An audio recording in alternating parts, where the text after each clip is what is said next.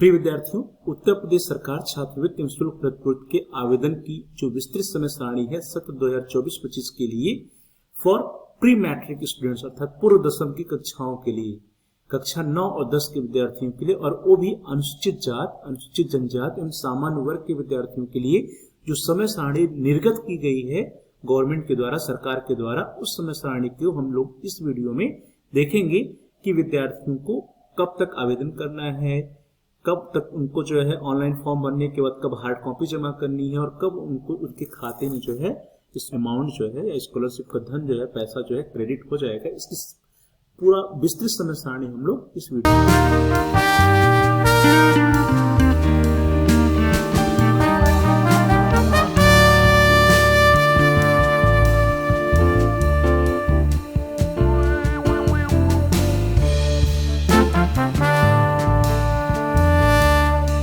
उत्तर प्रदेश सरकार के द्वारा छात्रवृत्ति निःशुल्क प्रतिपूर्ति योजना सत्र 2024-25 का जो समय सारणी है for SC, ST and general category students for pre matric students अर्थात कक्षा 9 और 10 के अनुसूचित जात, अनुसूचित जनजाति एवं सामान्य वर्ग के विद्यार्थियों के लिए जो छात्रवृत्ति निःशुल्क प्रतिपूर्ति योजना सत्र 2024-25 की समय सारणी है वो निर्गत कर दी गई है। तो उसी समय सारणी के बारे में हम लोग चर्चा करेंगे इस वीडियो में।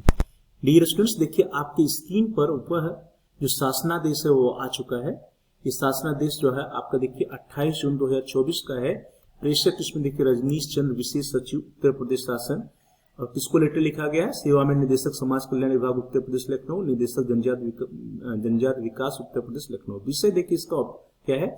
वित्तीय वर्ष शैक्षिक सत्र 2024-25 में अनुसूचित जात, अनुसूचित जनजाति व सामान्य वर्ग के पूर्व दसम अर्थात कक्षा 9 और 10 के विद्यार्थियों के लिए छात्रवृत्ति योजना में ऑनलाइन आवेदन से लेकर के वितरण हेतु शासनादेश निर्गत किए जाने के संबंध में। तो सत्र 2024-25 में जो भी विद्यार्थी अनुसूचित जात, अनुसूचित जनजाति एवं सामान्य वर्ग के विद्यार्थी हैं और जो कक्षा 9 और 10 में पढ़ रहे हैं उनके लिए जो टाइम टेबल है वह शासन के द्वारा जारी कर दी गई। क्या टाइम टेबल, इसको हम लोग देख लेते हैं जल्दी से।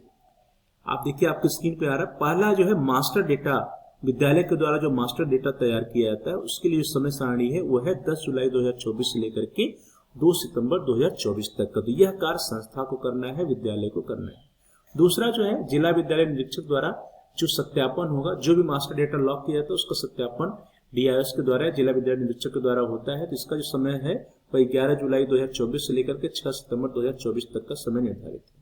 नेक्स्ट है PFMS पर छात्रों का वैलिडेशन करना, तो वो 19 नवंबर 2024 से लेकर के 8 जनवरी 2025 तक का समय उसके लिए निश्चित है। अब आगे देखिए जो बहुत ही जो इम्पोर्टेंट चीज है विद्यार्थियों के पॉइंट ऑफ व्यू से, दैट इज कक्षा 9 और 10 के छात्र छात्राओं हेतु ऑनलाइन आवेदन व अन्य प्रक्रिया। यही आपके काम की चीज है प्रिय विद्यार्थियों। जो कक्षा 9 और 10 में विद्यार्थी सत्र 2024-25 में पढ़ रहे हैं और SC, ST या जनरल कैटेगरी के स्टूडेंट्स अर्थात अनुसूचित जात, अनुसूचित जनजाति या सामान्य वर्ग के विद्यार्थी हैं, उनके लिए जो आवेदन करने की जो समय सारणी वो इस प्रकार है। छात्र द्वारा रजिस्ट्रेशन करना 1 जुलाई 2024 से लेकर के 21 अक्टूबर 2024 तक का समय उसके लिए निर्धारित है। छात्रों द्वारा ऑनलाइन आवेदन, छात्र छात्राओं द्वारा ऑनलाइन आवेदन किया जाना जो है मीन्स आप ऑनलाइन जो आवेदन करेंगे वो 10 जुलाई 2024 से लेकर के 31 अक्टूबर 2024 तक है। अंतिम जो तिथि है ऑनलाइन आवेदन करने को आपके लिए क्या है? 31 अक्टूबर 2024 है। जब 31 अक्टूबर 2024 तक ऑनलाइन आवेदन करने की अंतिम तिथि है और विद्यार्थी को द्वारा जो आप ऑनलाइन आवेदन करते हैं उसका फाइनल सबमिशन करने के बाद जो प्रिंट निकालते हैं, तो प्रिंट निकालने के लिए जो समय सारणी है, समय है, निर्धारित समय है, अंतिम तिथि जो है वो 4 नवंबर 2024 तक का समय दिया गया है। 31 अक्टूबर तक आप ऑनलाइन फॉर्म भर सकते हैं और 4 नवंबर तक आप प्रिंट आउट निकाल सकते हैं। हार्ड कॉपी छात्र छात्राओं द्वारा वांछित संलग्नकों सहित विद्यालय में जमा करने के लिए जो समय सारणी जो अंतिम डेट सरकार के द्वारा जारी की गई हुआ है 8 नवंबर 2024 तक। तो विद्यार्थियों, मैं आप सभी लोगों को एक सलाह दूंगा कि जब भी आप अपना ऑनलाइन आवेदन पत्र भर देते हैं और उसका प्रिंट आउट निकाल लेते हैं, जिस दिन आप प्रिंट आउट निकाल लेते हैं उससे 1-2 दिन के अंदर ही आप अपने संस्था में ले जाकर उसको जमा कर दीजिए हार्ड कॉपी सभी वांछित संलग्नकों के साथ। जितने भी उसमें संलग्नक लगाने हैं, जितने भी अटैचमेंट लगाने हैं, जात प्रमाण पत्र, आय प्रमाण पत्र, बैंक खाते का जो पासबुक का कॉपी है वो, और जितने भी है आधार कार्ड जो कुछ भी है लगाना, उसको लगा करके अपनी संस्था में 8 नवंबर 2024 तक जमा करना उसका लास्ट डेट है। लेकिन आप जब भी फॉर्म को फिलअप कर लेते हैं, प्रिंट आउट निकाल लेते हैं, उसके 1-2 दिन के अंदर ले जाकर के अपने विद्यालय में जमा कर दीजिए। विद्यालय द्वारा आवेदन पत्र को ऑनलाइन सत्यापित करने और अग्रसारित करने का जो कार्य है जो विद्यालय के द्वारा किया जाता है, उसके लिए जो समय निर्धारित है वो 11 जुलाई 2024 से लेकर के 18 नवंबर 2024 तक का समय निर्धारित है। जिला विद्यालय निरीक्षक द्वारा वास्तविक छात्रों का जो सत्यापन किया जाएगा वह 19 नवंबर 2024 से लेकर के 6 दिसंबर 2024 तक किया जाएगा। एनआईसी द्वारा स्क्रूटनी पीएफएमएस सॉफ्टवेयर से सत्यापनोपरांत डाटा वापस प्राप्त किया जाना और एनआईसी राज्य इकाई में निर्धारित विभिन्न बिंदुओं पर परीक्षण करने का जो समय है वो 19 नवंबर 2024 से लेकर के 28 नवंबर 2024 तक है। अब देखिए जो आपके काम की फिर से बात आती है, त्रुटिपूर्ण आवेदन को छात्रों के स्तर से सही करना। यदि आपके आवेदन में कहीं कोई कमी रह गई है, यदि आपका जो ऑनलाइन फॉर्म आपने जो भरा है वह संदेहास्पद में आ जाता है, तो संदेहास्पद डाटा के कारणों सहित छात्र विद्यालय के लॉगिन पर प्रदर्शित किया जाना एवं ऑनलाइन आवेदन में की गई त्रुटियों को छात्र द्वारा ठीक किया जाना 29 नवंबर 2024 से लेकर के 5 दिसंबर 2024 तक। तो ध्यान दीजिए, अगर सस्पेक्टेड डेटा में आपका नाम आता है या त्रुटिपूर्ण आवेदन में संदेहास्पद डेटा में आपका नाम आता है, तो आपके लिए जो है एक बार फिर से ऑनलाइन आवेदन खोला जाता है और उसके जो खोलने का जो समय है वह क्या है 29 नवंबर 2024 से लेकर के 5 दिसंबर 2024 तक का समय निर्धारित है। इस डेट में आप अपने आवेदन को फिर से ऑनलाइन खोलिएगा और उसमें जो भी करेक्शन है करेक्शन को करके सबमिट कर दीजिएगा। सबमिट करने के बाद फिर उसकी हार्ड कॉपी निकालिए, सभी अटैचमेंट सभी संलग्नक को लगा के आपको अपने विद्यालय में फिर से जमा करना होता है। फिर से विद्यालय आपका जो है उसको करेक्ट करते हुए फिर से फॉरवर्ड करता है। उसके लिए देखिए छात्रों द्वारा सही आवेदन को विद्यालय में जमा करने के लिए जो समय दिया गया है, ऑनलाइन आवेदन पत्र की त्रुटियों को ठीक करके हार्ड कॉपी समस्त वांछित संलग्नकों सहित विद्यालय में जमा किया जाना। त्रुटियां संशोधन के पश्चात विलंबतम मीन्स अंतिम तिथि जो है 10 दिसंबर 2024 है, तो उसके पहले आपको अवश्य अपनी संस्था में जमा कर देना है। संस्था द्वारा पुनः अग्रसारित करने का जो समय है, त्रुटियों को ठीक करके छात्र द्वारा जमा किए गए आवेदन पत्रों का विद्यालय द्वारा संलग्न अभिलेखों से मिलान करके ऑनलाइन सत्यापित एवं अग्रसारित करने का जो काम है वह 2 दिसंबर 2024 से लेकर के 14 दिसंबर 2024 तक का समय निर्धारित है। तो 14 दिसंबर तक जो है आपका संस्था जो है उस फॉर्म को फॉरवर्ड कर देता है। एनआईसी द्वारा पुनः स्क्रूटनी करने का जो समय है वह 16 दिसंबर 2024 से लेकर के 27 दिसंबर 2024 तक है। जनपदी समिति द्वारा शुद्ध एवं संदेहास्पद डेटा लॉक करने का जो समय है वह 29 नवंबर 2024 से लेकर के 17 जनवरी 2025 तक का समय दिया हुआ है। उसका जो मांग सृजन है वह 22 जनवरी 2025 तक है और धनराशि का जो अंतरण है वह क्या है 28 जनवरी 2025 तक। आपके अकाउंट में अगर सब कुछ सही रहता है तो जो धनराशि है स्कॉलरशिप की वो आपके अकाउंट में चला जाएगा। तो फी रिम्बर्समेंट और साथ ही साथ स्कॉलरशिप का जो अमाउंट है जो धनराशि है वो आपके अकाउंट में 28 जनवरी 2025 के पहले तक जो है चला जाएगा। ये सब कुछ आपका सही रहता है। देखिए यहाँ पे कुछ बातें कही गई। नोट, कक्षा 10 में नवीनीकरण के छात्र संस्था स्तर से केवल कक्षा 10 में प्रवेश की तिथि तथा गत कक्षा अर्थात कक्षा 9 का परीक्षा फल अंकित करते हुए आवेदन ऑनलाइन अग्रसारण किया जाएगा। तो कुछ नहीं करना है आपको। फॉर्म जो रिन्यूअल वाले बच्चे हैं उनको जो है अपना सिर्फ कक्षा 10 की प्रवेश तिथि और कक्षा 9 का रिजल्ट को अपडेट कर देना है। तो ये है पूरी समय सारणी। इसमें जो कुछ ध्यान देने वाली बातें उस पर हम आपका ध्यान दिलाएंगे। जो पहली महत्वपूर्ण बात है प्रिय विद्यार्थियों और रिन्यूअल के विद्यार्थियों नवीनीकरण के विद्यार्थियों के लिए, नवीनीकरण रिन्यूअल से अभिप्राय होता है कि ऐसे विद्यार्थी जिन्होंने पिछले वर्ष अर्थात ये कक्षा 10 के विद्यार्थियों के ऊपर लागू होता है। यदि आप कक्षा 9 में फॉर्म भरे थे तो आप कक्षा 10 में रिन्यूअल करेंगे। बात यहाँ पे नहीं देखा जाता है कि आपको कक्षा 9 में स्कॉलरशिप मिला या नहीं मिला।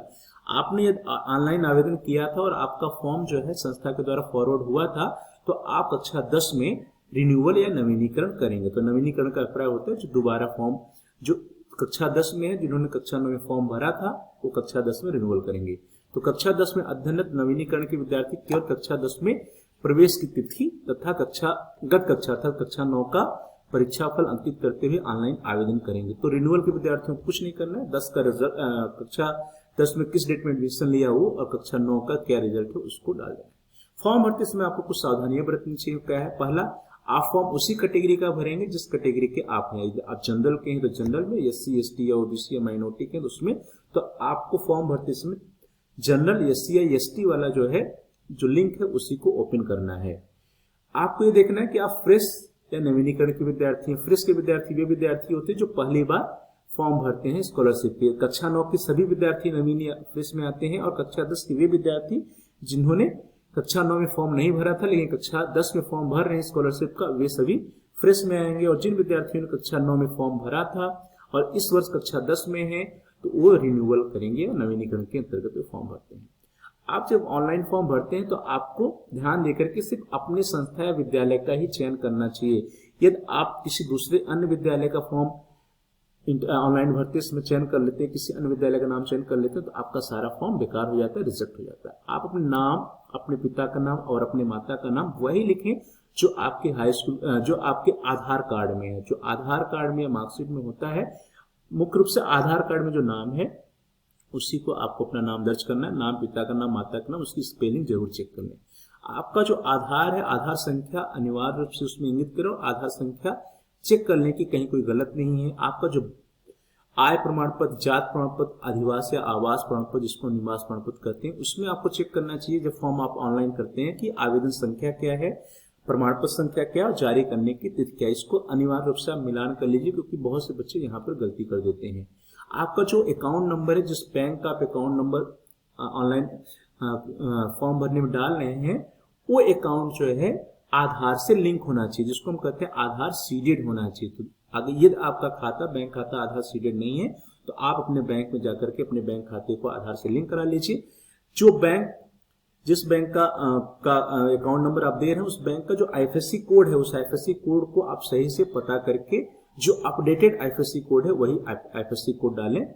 और साथ ही साथ जो आपका फीस का अमाउंट है, फीस रसीद का विवरण जो है, जो आपके संस्था के द्वारा फीस निर्धारित की गई वही फीस डालें। यदि ज्यादा फीस डालते हैं तो आप समस्या में आ सकते हैं। तो फॉर्म भरते समय ये सारी सावधानियां आपको बरतनी चाहिए। तो इस तरह से हम लोगों ने चर्चा किया कि सत्र 2024-25 में कक्षा 9 और 10 अर्थात पूर्व दशम या प्री मैट्रिक के विद्यार्थियों के लिए जो समय सारणी है, अनुसूचित जात, अनुसूचित जनजात और सामान्य वर्ग के विद्यार्थियों के लिए कि समय सारणी क्या है, आपको फॉर्म कब तक भरना है, अंतिम तिथि क्या है, और साथ ही साथ फॉर्म भरते समय आप क्या क्या सावधानियां बरतें, इन सभी पर हम लोगों ने चर्चा किया। आप सभी लोगों का बहुत बहुत धन्यवाद। Thanks for watching, thanks to all of you dear students. आप इस वीडियो को अधिक से अधिक अपने फ्रेंड सर्कल में शेयर कीजिए, जिससे कि वे भी अपना स्कॉलरशिप का फॉर्म समय से भर सके और उनके फॉर्म में कहीं भी कोई त्रुटि ना होने पाए। और साथ साथ यदि अभी तक आपने चैनल को सब्सक्राइब नहीं किया है, कृपया चैनल को सब्सक्राइब कर लीजिए और जहां पे बेल का आइकन, उस बेल के आइकन को प्रेस कर दीजिए और ऑल के ऑप्शन को सिलेक्ट कर लीजिए। आप सभी लोगों का बहुत बहुत धन्यवाद। Thanks for watching, thanks to all of you.